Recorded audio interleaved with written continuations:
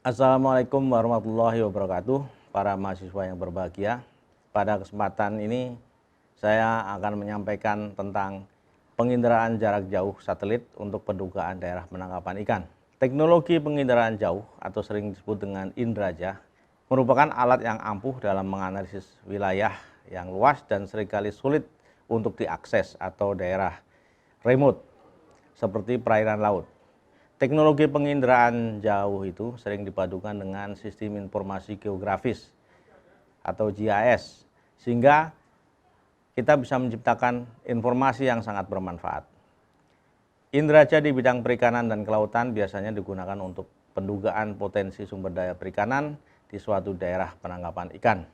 Lilisen dan Kiefer memang merupakan pakar yang awal dalam mendefinisikan tentang penginderaan jauh satelit ini adalah ilmu dan seni untuk mendapatkan informasi dari suatu objek, daerah, ataupun fenomena geofisik melalui analisis data, di mana dalam mendapatkan data ini tidak secara kontak langsung dengan objek atau daerah atau fenomena yang dikaji.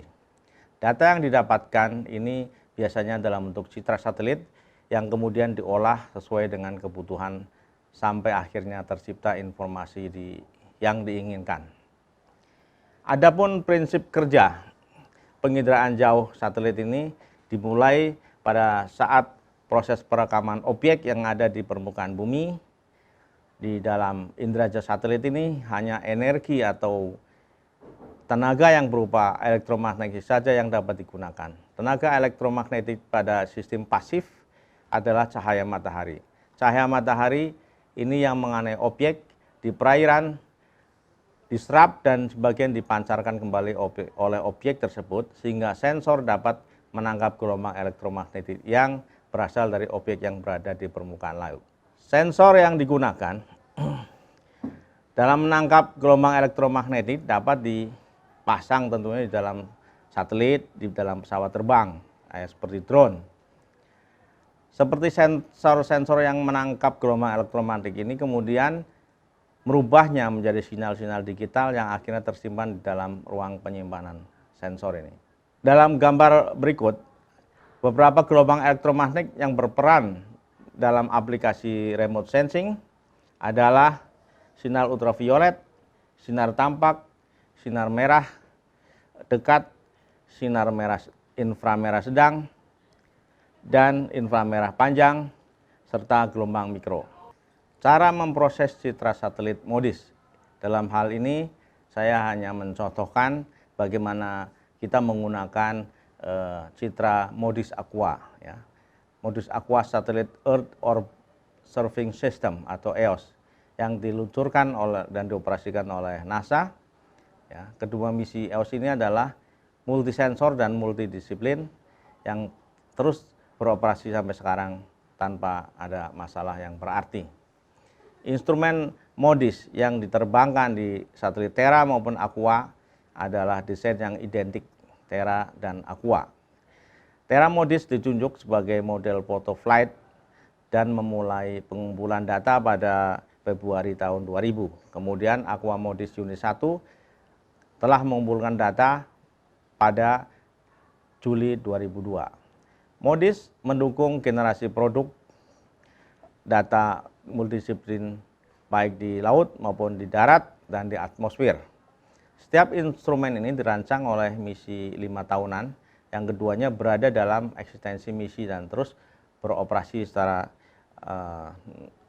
terus-menerus. Spesifikasi ringkas MODIS ini merupakan jenis radiometer Terra Data Record. Kemudian resolusinya 1 km, ada juga yang 500 maupun ada yang 250 meter. Dengan lebar SWAT-nya 2300 km. Ya. Orbit Terra ini di sekeliling bumi diatur waktunya sehingga melintasi dari utara ke selatan, melintasi Khatulistiwa di pagi hari, sementara Aqua melewati selatan ke utara di atas Khatulistiwa pada sore hari. Sehingga Terra MODIS dan Aqua MODIS itu dapat melihat seluruh permukaan bumi setiap 2 hari dan memperoleh data dalam 36 band spektral. Data ini tentunya dapat meningkatkan pemahaman kita tentang dinamika global dan proses yang terjadi di darat maupun di laut. MODIS ini memainkan peranan yang sangat penting dalam pengembangan model sistem bumi yang divalidasi secara global dan interaktif yang mampu memprediksi perubahan global yang cukup akurat dan membantu pembuat kebijakan dalam membuat keputusan yang baik mengenai perlindungan laut dan perikanan. Baik, kalau kita lihat lebih lengkap, ya, saudara mahasiswa ingin belajar lebih lanjut bagaimana mendownload Citra, silakan membuka ke laman oceancolor.gsfc.nasa.gov, ya, atau Anda bisa mencarinya di searching di Google, kemudian Ocean Color. Nanti akan dapat website itu dan Anda akan bisa mendownload kapan citra yang Anda inginkan ini. Kemudian yang berhubungan dengan visible color, yaitu klorofil, ini adalah warna perairan. Warna perairan ini dipengaruhi oleh sifat optik perairan. Sifat optik perairan sangat dipengaruhi oleh padatan tersuspensi yang terlalu di dalam air dan ada juga yang ada di dasar perairan. Dengan menggunakan sinar tampak maka akan diketahui pewarnaan muka air yang dapat dikaitkan dengan kondisi perikanan. Adapun komponen yang berkaitan dengan pewarnaan muka laut adalah koefisien atenuasi, padatan tersuspensi, pengaruh unsur kuning atau gelbstoff, klorofil, dan makrofit. Ya. Semua material yang saya sebutkan tadi ini sangat berpengaruh terhadap pewarnaan air yang diterima oleh sensor. Suhu perairan adalah ukuran energi gerakan molekul. Di perairan suhu sangatlah bervariasi secara horizontal maupun secara vertikal. Sesuai dengan kedalaman perairan yang secara gradien, suhu dapat digolongkan dalam 3 kategori, yaitu pada permukaan perairan, ya, bisa sampai kedalaman 50 sampai 200 meter. Suhu air tersebar merata dan dapat dikatakan sama atau disebut dengan mixed layer depth. Pada bagian di bawah itu, setelah 200 meter, terjadi penurunan suhu secara drastis di mana semakin dalam suhu semakin berkurang. Ini adalah suhu di bawah termoklin. Sedang metabolisme pada semua kehidupan jenis ikan, suhu ini sangat menentukan pola perkembangbiakannya. Juga menentukan parameter perairan lainnya seperti jumlah gas yang terlarut, viskositas air laut, dan densitas kehidupan laut. Ini semuanya sangat penting. Suhu permukaan laut dapat dideteksi dengan sensor termal atau inframerah. Dengan memetakan suhu permukaan laut, maka kita dapat duga lokasi penangkapan ikan yang optimal. Ini seperti yang terlihat di dalam gambar. Ini adalah sebaran suhu permukaan laut yang ada di daerah tropik. Kita lihat adanya front antara tropik dan subtropik. Nah, kemudian permasalahannya adalah kisaran suhu di daerah tropik relatif seragam, sehingga perlu juga faktor-faktor lain atau seperti oceanografi yang lain, arus, ya, kemudian juga altimeter atau muka air laut, ini dipadukan dengan kaitannya dengan kesuburan perairan atau konsentrasi klorofil. Baru di situ kita bisa mendapatkan informasi yang lebih jelas tentang bagaimana kita menduga daerah penangkapan ikan. Pemetaan karakter oceanografi laut seperti suhu dan arus dapat digunakan juga untuk mengidentifikasi lokasi-lokasi tempat berkumpulnya ikan target, ya, seperti tadi dikatakan upwelling pantai, upwelling ekuator, dan termoklin. Dalam menduga daerah penangkapan ikan, tentunya faktor-faktor pembatas seperti kondisi oceanografi yang disukai oleh ikan ini merupakan faktor pembatas. Kemudian juga adanya pencemaran atau polutan juga merupakan pembatas juga di dalam pembentukan daerah penangkapan ikan. Di mana di daerah yang terpolusi biasanya ikan-ikan terutama ikan pelagis ini sangat menghindari daerah itu, sehingga daerah di situ merupakan daerah yang tidak potensial. Nah, tentunya data-data yang dikumpulkan harusnya sifatnya time series atau series waktu ya, sehingga kita dapat memodelkan pergerakannya ya, pergerakan dari suburan perairan, dinamika oceanografi maupun dinamika sumber daya ikan tersebut. Berikutnya adalah disampaikan kasus-kasus tentang pemanfaatan suhu permukaan laut dengan daerah penangkapan ikan. Indonesia mempunyai wilayah tropis, sehingga kalau kita lihat gambar di sini maka akan susah kita menentukan adanya front ataupun perbedaan yang tajam antara suhu. Ya, jadi kisarannya itu kalau dari Citra Moody's antara 27 sampai 31 derajat. Ya. Kemudian bagaimana Indonesia menentukan suhu permukaan laut ini? Memang ada dua metodologi, yaitu dengan Deschamps-Palpin dan Macmillan-Cosby. Jadi dua algoritma ini yang biasanya dipakai di Indonesia untuk menentukan suhu permukaan laut. Pada gambar di sebelah sini kita melihat bahwa suhu permukaan laut juga sangat menentukan perpindahan antara kondisi suhu permukaan air laut pada saat El Nino maupun La Nina. Kalau kita lihat pada saat El Nino temperatur permukaan air agak bergeser ke arah timur ya di Khatulistiwa ini, sehingga menyebabkan adanya perubahan juga daerah penangkapan ikan. Untuk kasus di Laut Jawa tidak berbeda jauh juga dengan Laut Indonesia ya, berkisar antara 28 sampai 31. SPL di Laut Jawa ini mengikuti pola angin musim yang terjadi di perairan Indonesia.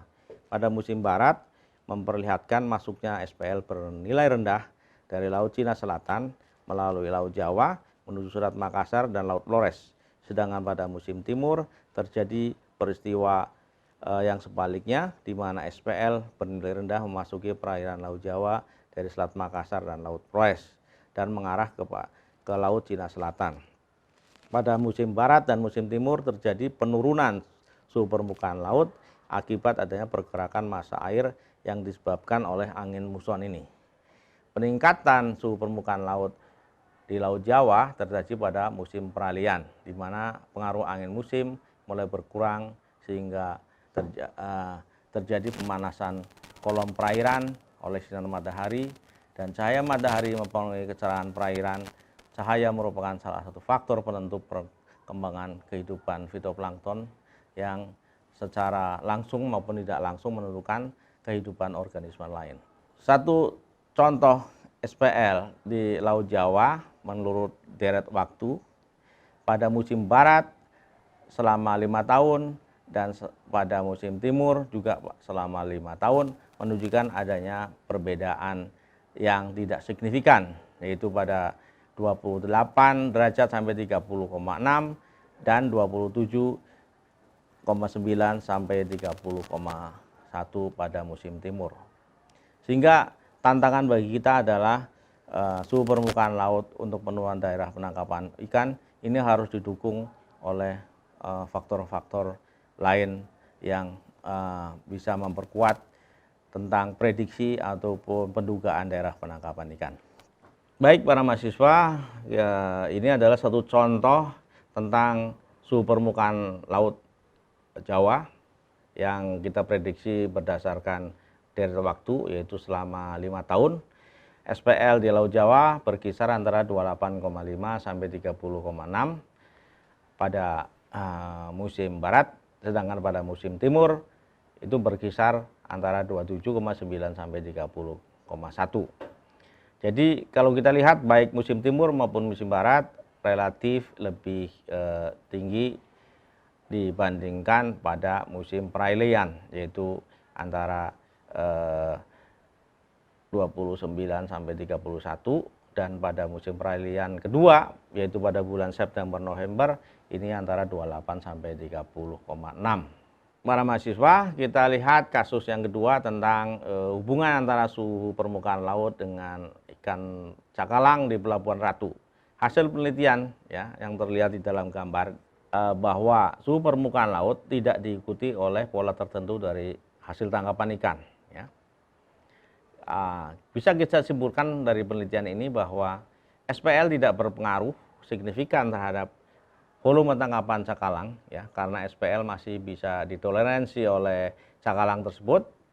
Dan juga penelitian selanjutnya melaporkan bahwa volume tangkapan tidak hanya dipengaruhi oleh suhu air laut, tetapi juga dipengaruhi oleh parameter oceanografi lainnya seperti salinitas, arus, produktivitas air, serta faktor-faktor teknis operasi penangkapan. Ya. Sehingga kita bisa memberikan kesimpulan bahwa tidak selamanya bahwa SPL ini sangat berkorelasi dengan hasil tangkapan ikan, utamanya terhadap ikan-ikan karnivor. Para mahasiswa, di bagian terakhir ini saya akan menyampaikan tentang zona potensial penangkapan ikan. Ya.